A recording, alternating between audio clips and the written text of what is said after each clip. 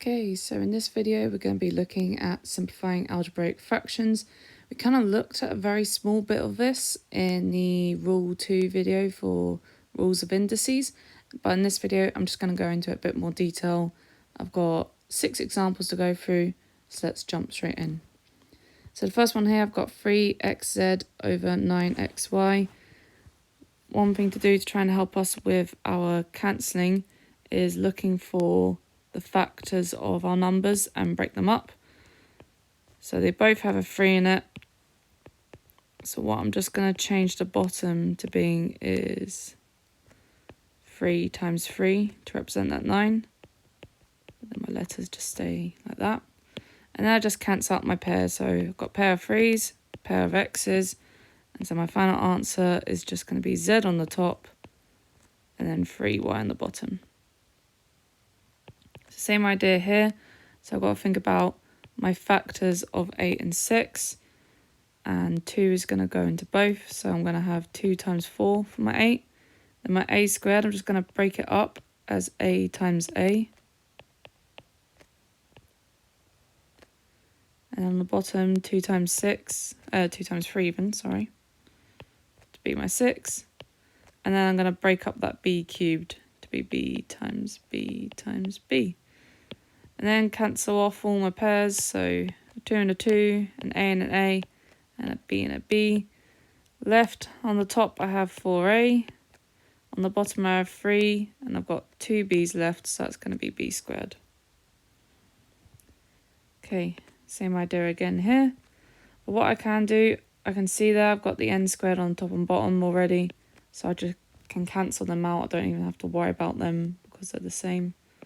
So I've got 2 times m times m times m all over 2 times 5 to be that 10.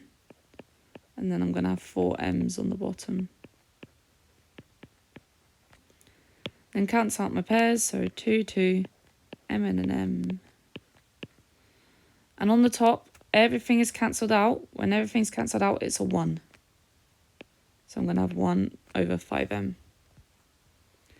Okay, so in these ones here, I've got some brackets. Same idea. Essentially, I want to look for where I've got identical brackets. So here I've got an x minus 2. There I have an x minus 2. So I can just cancel those out. And all I have left is that x plus 3 over x minus 3. It's the same here. I've got an x minus 2 on the top, x minus 2 on the bottom. So I cancel those out. So remember, when everything's cancelled out, it's a 1. So initially I have x plus 8 over 1, but that's not fully simplified. Remember, a fraction is just division. Anything divided by 1 is just going to be the exact same. Okay, so question number 6. If you were told to simplify that and there is nothing obvious for you to cancel out, we need to try and find our factors. We are going to have to factorise in this instance. So on the top there, firstly looking at this top one here, I look for if there's a common factor, and there is, which is 5. So that means I've got one bracket, and inside the bracket it's going to be x minus 3. Then looking at my bottom one, is there a common factor? No, there isn't. Then I think, is it a difference of 2 squares? Yep, I can square root x squared.